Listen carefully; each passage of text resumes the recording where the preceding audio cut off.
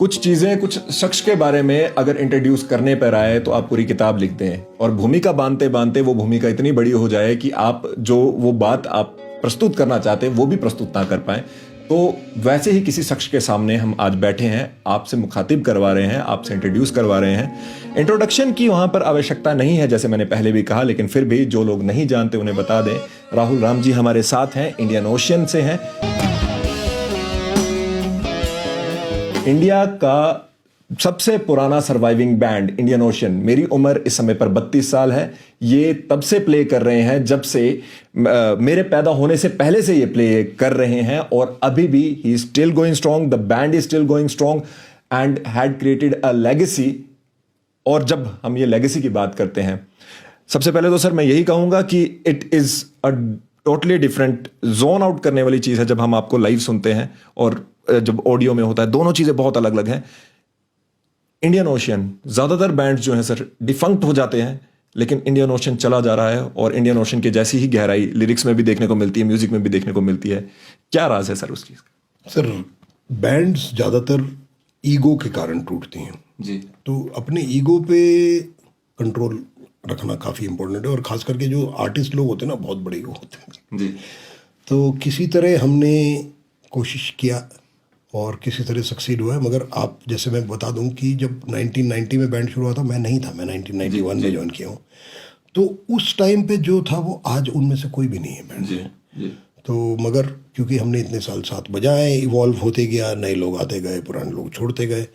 और हमारा ये होता है कि ये याद रखिए कि द म्यूज़िक जो आप गाने बना रहे हो वो ज़्यादा इम्पोर्टेंट है अपने आप से जी। उसको अगर एक बार दिमाग में बैठा दो तो हो जाता है।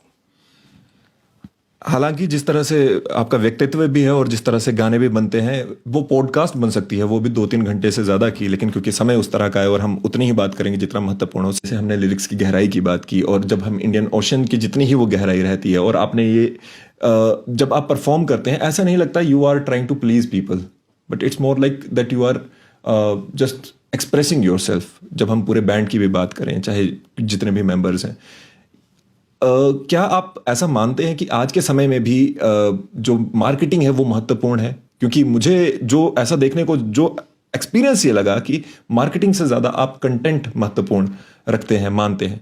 उस पर थोड़ा सर रोशनी डालें। देखिए, हर म्यूजिशियन को, अभी हम लोग बात कर रहे थे इसके बारे में जी। अपने म्यूजिक से बाहर बहुत कुछ करना पड़ता है जी। सिर्फ म्यूजिक करने से नहीं होता है जी।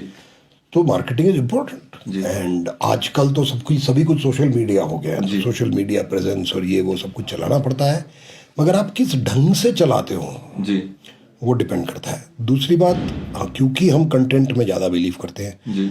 हम लोग अब लंबे लंबे गाने बनाते हैं, हमारे लिरिक्स में थोड़ा वजन रहता है जी।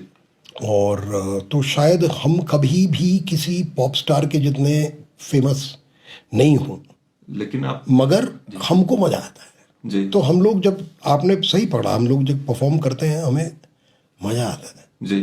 तो उस मजा को अगर आप ऑडियंस तक पहुंचा पाओ, जी।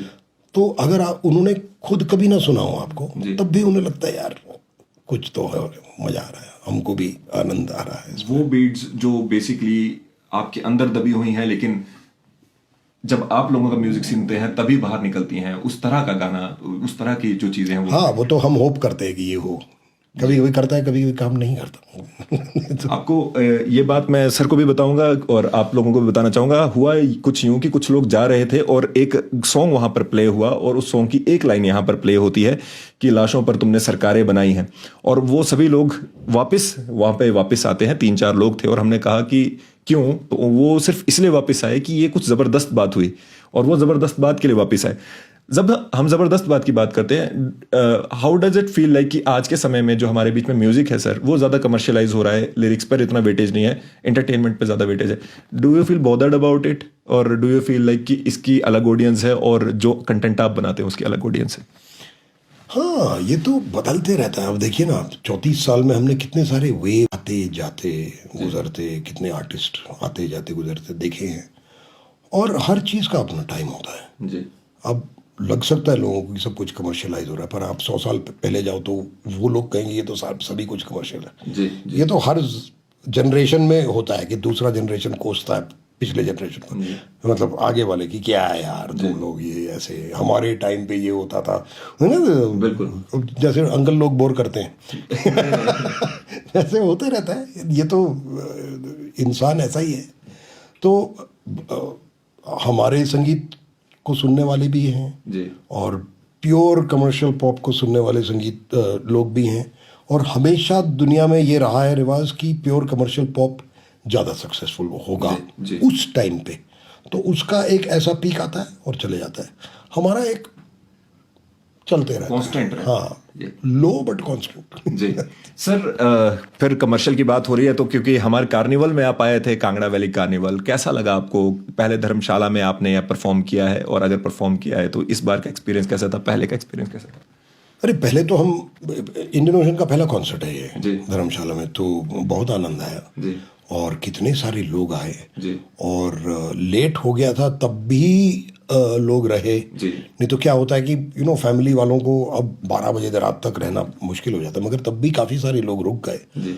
और एक्सपेक्ट नहीं किया था कि इतने लोग रुकेंगे इतने लेट तक, मगर रुके, हमें मज़ा आया एंड होपफुली हम वापस भी आएंगे। क्या बात है सर। हालांकि मैं सभी जितने भी कभी भी इंटरटेनर्स का अगर मैं इंटरव्यू करता हूं तो मैं उनसे आग्रह करता हूं कि वो चंद लाइनें सुनाएं, लेकिन आपसे भी यह आग्रह रहेगा, अगर आप किसी भी गाने की 2 लाइनें अगर यहाँ पर सुना दें सर। किसी भी गाने की, आपके पसंद के किसी भी गाने की।